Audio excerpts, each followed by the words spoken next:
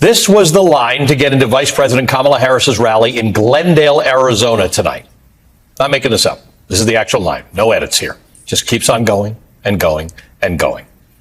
Yesterday, the Cook Political Report moved the key swing state of Arizona from a rating of leans Republican to toss-up. And one look at the size of that crowd showed up to see Kamala Harris speak tonight really speaks volumes, helps you understand why. The Harris campaign estimates that more than 15,000 people showed up to see her and Governor Tim Walz tonight. All week, Harris has drawn massive crowds, 12,000 in Eau Claire, Wisconsin, 14,000 in Philadelphia, 15,000 in Detroit, and tonight more than 15,000 in Arizona.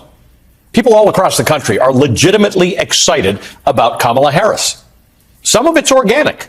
Some of it is relief about the angst around Joe Biden, and some of it is a new campaign strategy. Since taking her place at the top of the ticket, Harris has changed the Democratic ticket's messaging strategy entirely. As people close to Harris told NBC News today, gone are Joe Biden's dark warnings about the life and death stakes for American democracy. While Harris understands that threat, she's choosing to focus the messaging of her campaign on freedom and joy. Freedom and joy. Let's take those two things one at a time. As a member of Harris's team told NBC News, Harris thinks freedom is an easier way for people to understand how they're being personally impacted. Freedom is an easier way to understand what it means for democracy to be under threat. What that means practically is that Harris has started speaking less about the threat that Trump poses to democracy and more about the freedom for kids to read the books they want to read, freedom for women to control their own bodies, and the freedom to be safe from gun violence. So in terms of content, Harris wants her campaign's messaging to be optimistic and focused on a world with more freedoms, not fewer. And people close to her told NBC that Harris is, quote, committed to running what she calls a joyful campaign. So it's so good to be back in Arizona, and I thank you all for turning out today. This is an extraordinary, extraordinary thing.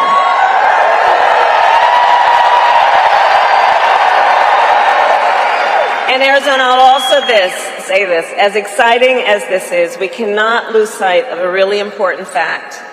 We are definitely running as the underdog. We are the underdog. We are out in great numbers, but we got a lot of work to do. And this is going to be hard work, but I know we like hard work. Hard work is good work for all of us. Hard work is good work. And we will do it with joy. And we will do it with joy. Not a way you hear Donald Trump ending his speeches. Now, I want you to compare that energy that you just heard and that message to Trump. This is how Trump kicked off his latest set of public remarks yesterday. Well, thank you very much. Appreciate your being here. Just a statement before I talk about debates. I think that our country is right now in the most dangerous position it's ever been in from an economic standpoint, from a safety standpoint. We have a lot of bad things coming up. You could end up in a depression of the 1929 variety, which would be a devastating thing. Took many years, took decades to recover from it. And we're very close to that, and we're very close to a world war. I'm going to talk a lot about economics later in the show, but the point here is that while Trump and his campaign are preaching that this is the end of days, Harris's strategy is to contrast that. While Trump wants people to be angry about some nebulous dark future in which America is overrun by criminal immigrants, Harris is trying to excite Americans about the future that our country could have. It's not just the top of the ticket where this contrast is that sharp. The one thing that I will not forgive them for is they try to steal the joy from this country. They try and steal the joy.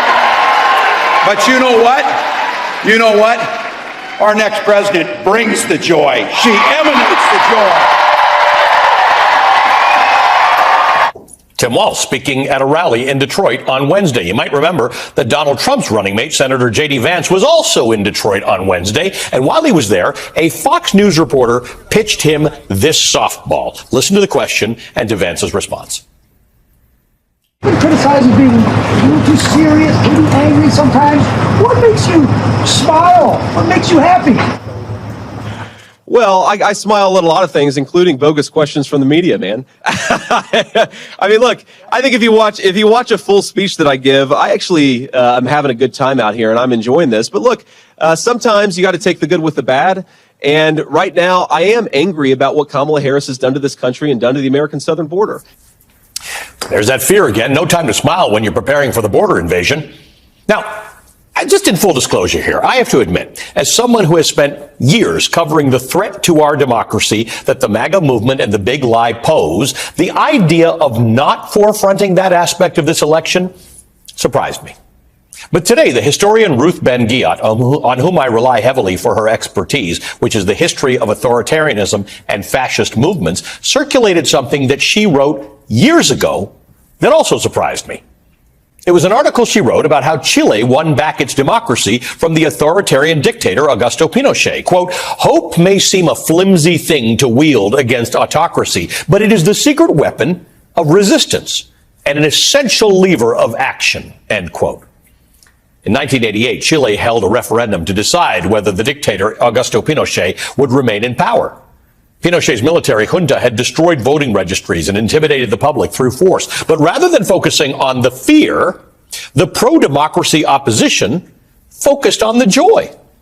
Their slogans were joy is coming and happiness is a rainbow. They ran ads featuring soccer stars and ordinary people expressing hope for Chile's future, which was a daring thing to do in 1988. Pinochet's ads, in contrast, repeated the old talking points about the threat from leftists, and it harped on grievance and loss. Terror, in the end, was all the regime had. The courage of Chile's citizens to get out the vote and the power of their positive messaging created the momentum to remove Pinochet from power. Now, again, let's be really clear before anybody clips that and puts it on the internet. Donald Trump is not Pinochet. Pinochet had already killed tens of thousands of his own people by the time he was kicked out of office. But joy was effective in the face of that kind of brutality. So here in the U.S. today, with Vice President Harris facing off against an opponent who is consumed by vengeance and rage and authoritarian instincts, a man who has already tried to overthrow an election and seems to be laying the groundwork to try to do so again, what should we make of the strategy of countering that threat with joy?